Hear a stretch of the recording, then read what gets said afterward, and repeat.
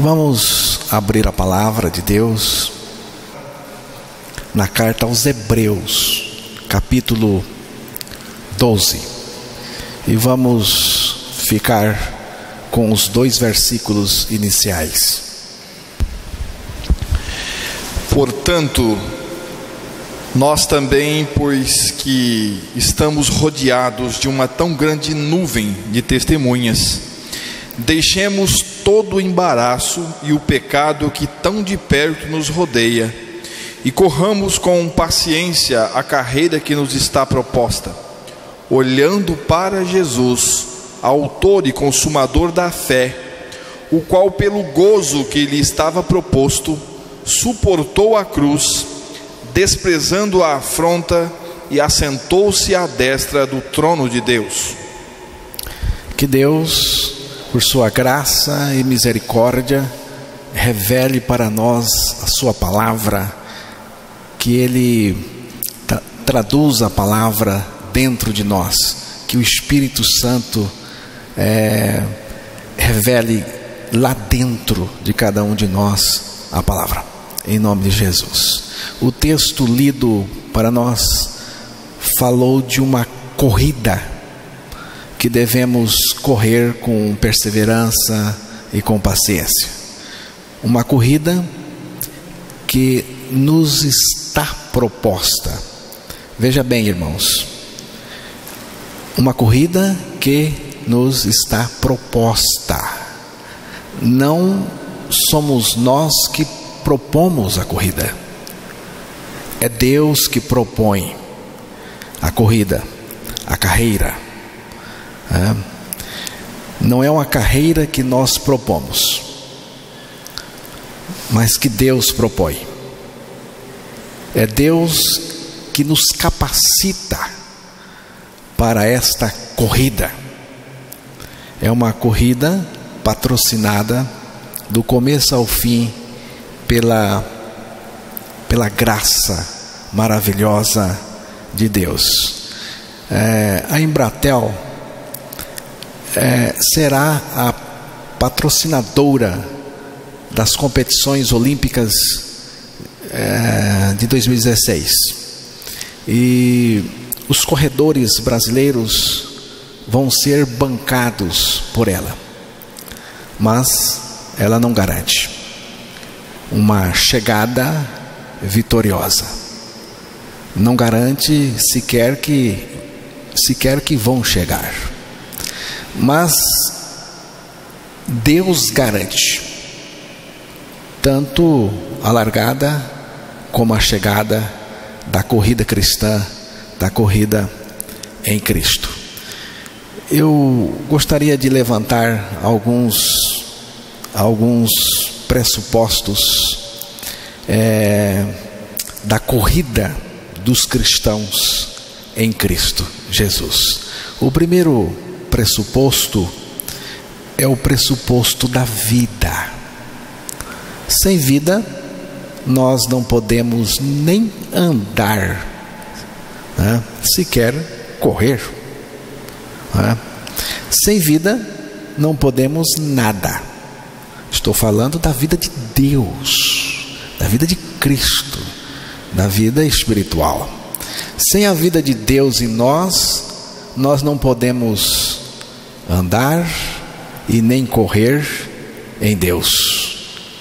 Nós só podemos andar e correr em Cristo, com Cristo e em direção a Cristo, depois que Deus põe em nós a vida de Cristo. Sem a vida de Cristo em nós, tudo não passa de um exercício religioso inútil, que não vale para nada. O ponto de partida da corrida cristã é o novo nascimento. 1 de Coríntios, capítulo 15, o verso 36. Insensato, o que tu semeias não é vivificado se primeiro não morrer.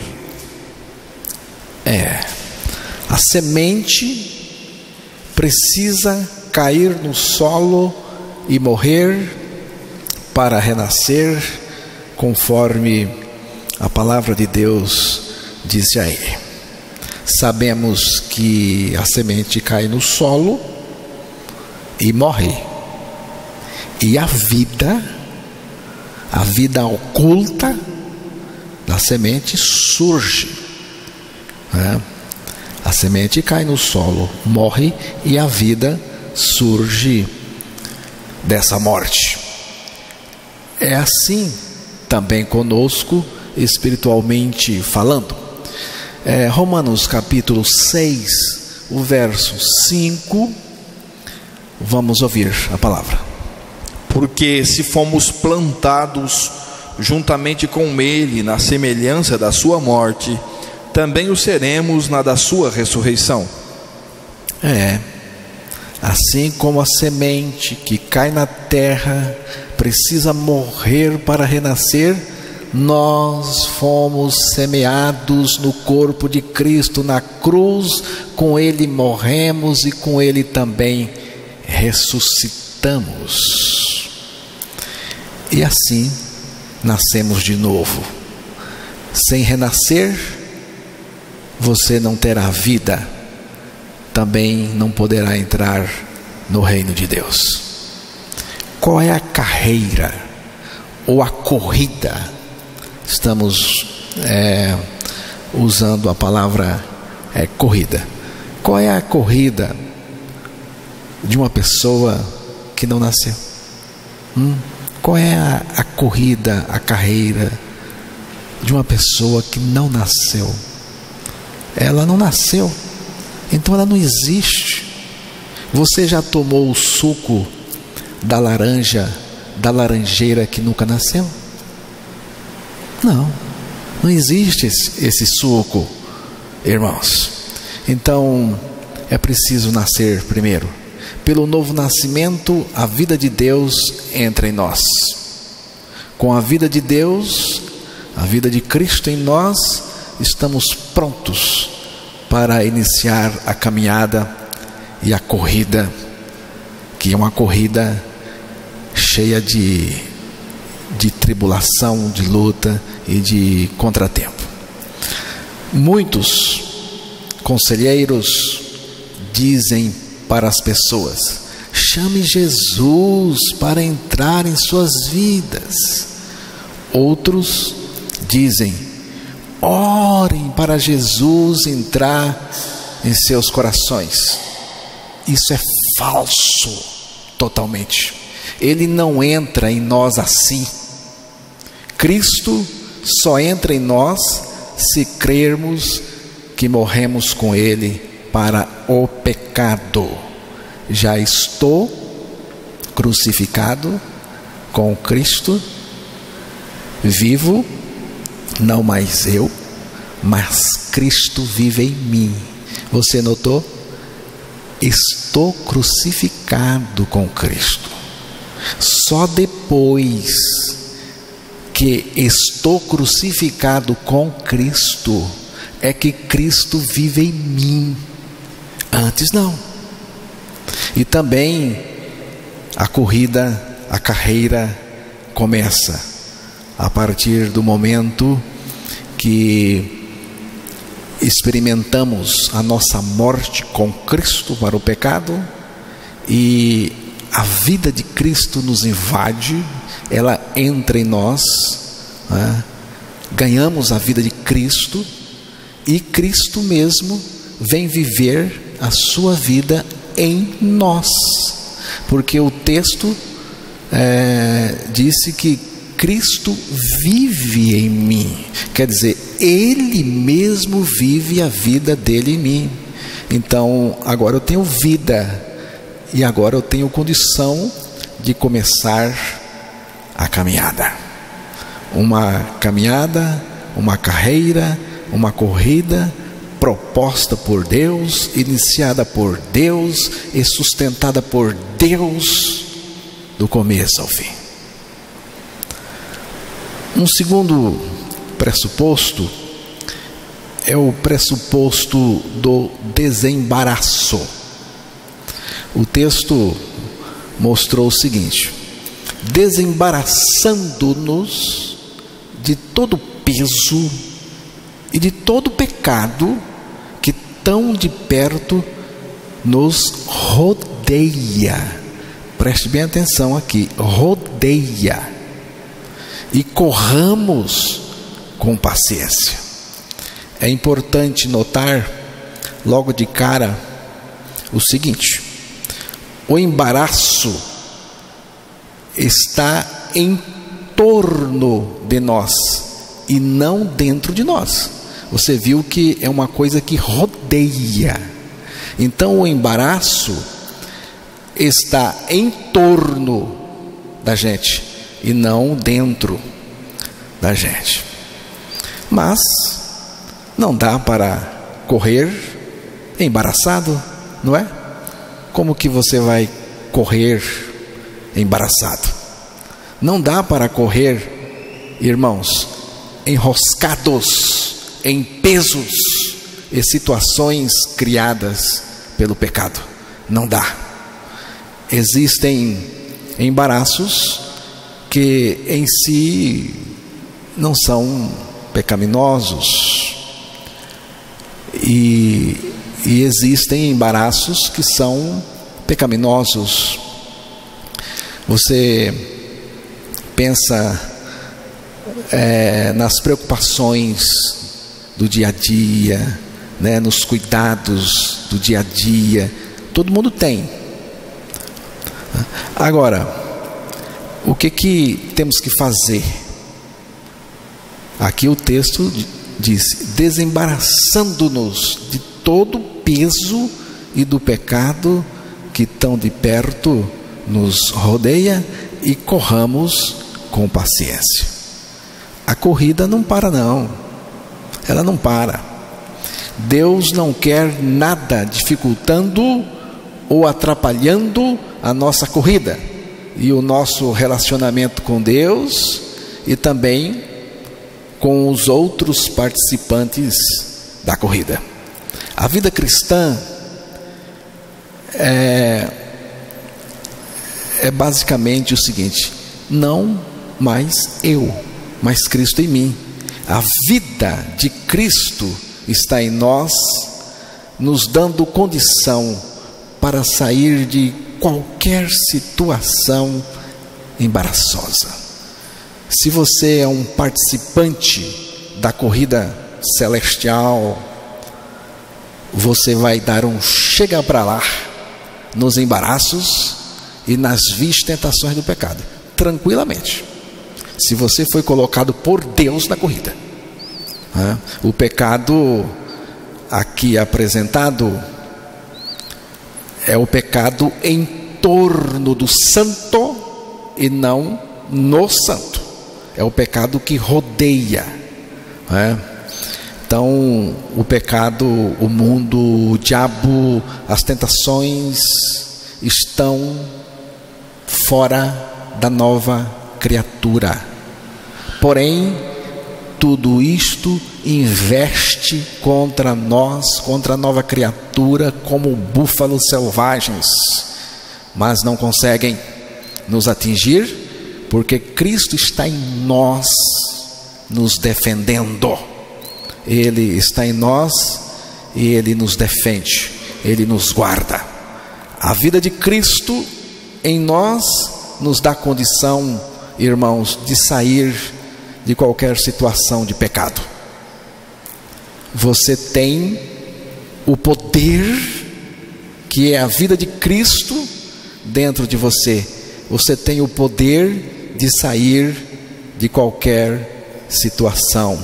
Você tem o poder para se desembaraçar dessas coisas. Tem o poder de sair fora dessas coisas. Quem foi colocado na corrida por Deus não sai da corrida jamais. Não tem como sair. Mas quem tenta correr sem ter sido colocado nela por Deus, não vai conseguir. Não vai. Essas coisas, irmãos, esses embaraços, essas situações criadas pelo pecado em torno da gente. É uma luta muito grande, eu reconheço, porque eu tenho a luta em torno de mim. Mas essa luta, esse embaraço ajuda. Tudo Deus tem um propósito. Ajuda a identificar quem é quem. Ajuda a mostrar quem é nascido de novo e quem não é nascido de novo, só tem aparência, mas não tem a vida de Cristo, né? A luta é grande, as contradições são muitas e o inimigo não dá trégua. Mas se você foi colocado por Deus na corrida, em todas essas situações, você será mais do que vencedor por meio de Cristo. Agora, se você não foi colocado na corrida por Deus, qualquer coisa desanima você. Você vai ficar desanimado. Qualquer coisa deixa você sensível demais. É aqui, irmãos, que acontece a apostasia, tá? A apostasia acontece nesse contexto. O apóstata é aquele que, antes de chegar ao patamar da experiência verdadeira com Deus, volta. Ele volta, né?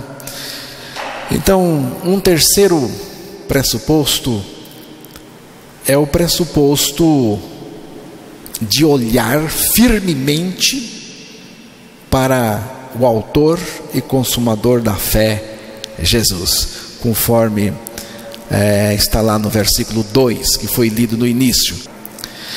Eu diria, irmãos, que aqui está a parte mais importante da corrida.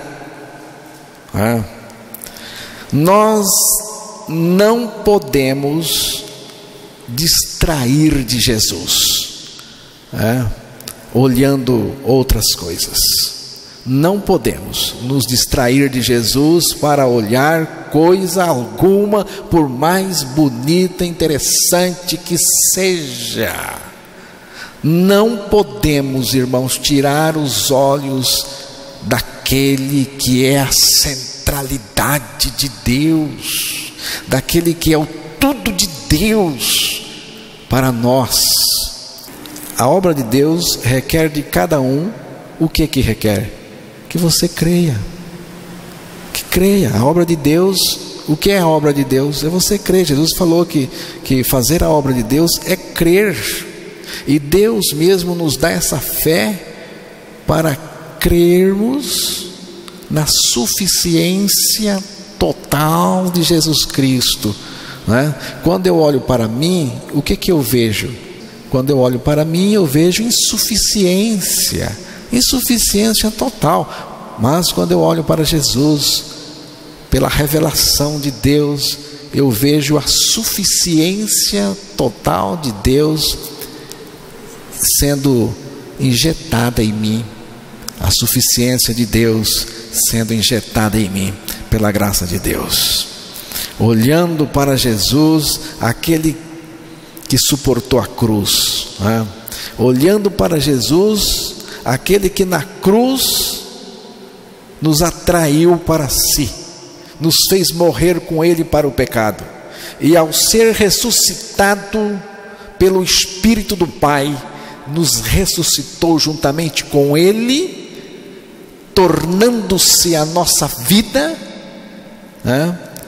E nos fazendo assentar nas regiões celestiais com ele. Vocês precisam olhar para Jesus, porque em Jesus está a providência de Deus para nós. E é Jesus mesmo que me faz olhar para ele com a sua graça maravilhosa. Irmãos, não existe nada que possa se comparar com Cristo vivendo em nós. Nada, não existe nada que possa se comparar com Cristo revelado em nós. Não mais eu, mas Cristo em mim. Aprove a Deus revelar seu Filho em mim. A igreja deveria ser um povo que não soubesse olhar para outra coisa senão Jesus Cristo.